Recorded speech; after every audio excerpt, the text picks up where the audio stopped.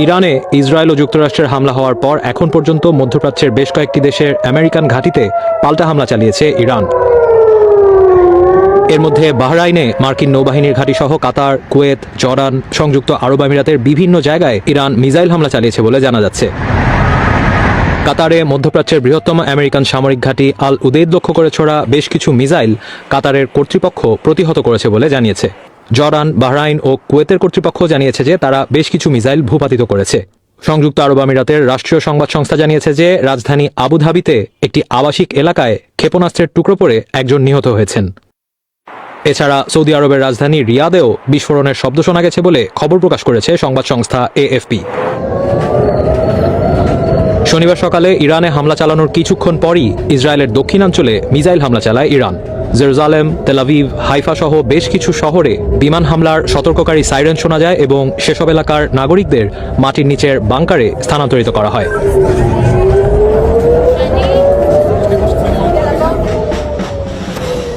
ইরানের পররাষ্ট্রমন্ত্রী Abbas Araghchi জানিয়েছেন, ইরান আত্মরক্ষার অধিকারের আওতায় সব ধরনের সামরিক সক্ষমতা ব্যবহার করে নিজেদের রক্ষা করবে। এক বিবৃতিতে বলা হয়েছে, আব্বাস আরাকচি সৌদি আরব, সংযুক্ত আরব আমিরাত, কাতার, কুয়েত, বাহরাইন ও ইরাক সহ বিভিন্ন দেশের পররাষ্ট্রমন্ত্রীদের সাথে ফোনে কথা বলেছেন। তিনি তাদের জানিয়েছেন যে ইরান তার দেশের অখণ্ডতা সুরক্ষায় ও বৈধ আত্মরক্ষার অধিকারের আওতায় সব ধরনের প্রতিরক্ষামূলক ও সামরিক সক্ষমতা ব্যবহার করবে। শনিবার সারাদিন ধরে চলা হামলায় ইরানের কি পরিমাণ ক্ষয়ক্ষতি হয়েছে তা এখনও সুনির্দিষ্টভাবে জানা যায়নি। ইরানের দক্ষিণাঞ্চলীয় হরমোজগান প্রদেশের একটি মেয়েদের প্রাথমিক স্কুলে ইসরায়েলের হামলায় 40 জন নিহত হয়েছে বলে নিশ্চিত হওয়া গেছে।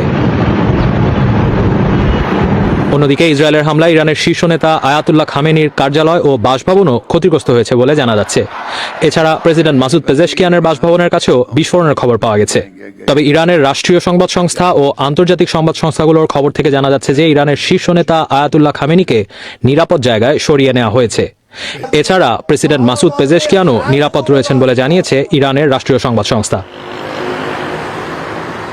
এদিকে শনিবার বিকাল থেকেই ইরানে ইন্টারনেট ব্ল্যাকআউট চলছে। শনিবার সকালে ইরানে হামলা শুরু হওয়ার পরপরই এক দফা সাইবার হামলাও চালানো হয় সেখানকার সরকারি ও সামরিক কিছু ওয়েবসাইট লক্ষ্য করে। ইরানের স্থানীয় সময় সকাল 9:30টার কিছুক্ষণ পর তেহরান সহ ইরানের বেশ কয়েকটি শহর থেকে মিসাইল হামলার খবর পাওয়া যেতে থাকে। কিছুক্ষণের মধ্যে ইসরায়েলের প্রতিরক্ষামন্ত্রী জানান যে ইরানে তারা পূর্ব নির্ধারিত পরিকল্পনা অনুযায়ী হামলা চালিয়েছে। সে সময় তিনি ইসরায়েলে বিশেষ এবং স্থায়ী জরুরি অবস্থা ঘোষণা করেন। তার কিছুক্ষণের মধ্যেই জানা যায় যে তেহরান ছাড়া কেরমানশাহ, কম, লোরেস্তান, কারাজ ও তাবরিজ শহরেও বিস্ফোরণের ঘটনা ঘটেছে। এর কিছুক্ষণের মধ্যে যুক্তরাষ্ট্রের প্রেসিডেন্ট ডোনাল্ড ট্রাম্প ট্রুথ সোশ্যালে ভিডিও পোস্ট করে জানান যে যুক্তরাষ্ট্র ইরানে বড় ধরনের যুদ্ধাভিযান চালিয়েছে। ভিডিওতে তিনি বলেন যে ইরানের ক্ষেপণাস্ত্র সক্ষমতা পুরোপুরি ধ্বংস করতে চায় যুক্তরাষ্ট্র।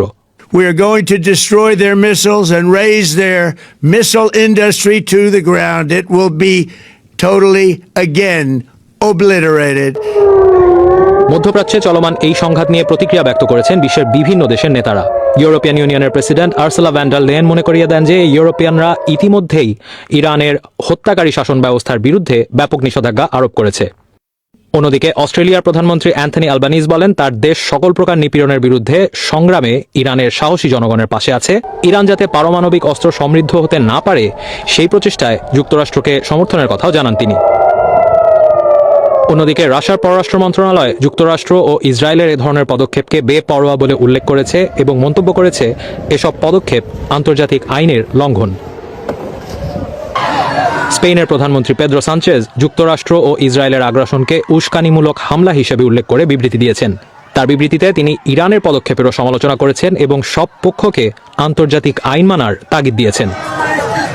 এমন পরিস্থিতিতে ফ্রান্সের প্রেসিডেন্ট ইমানুয়েল ম্যাক্রঁ জাতিসংঘের নিরাপত্তা পরিষদের জরুরি বৈঠক তলব করেছেন।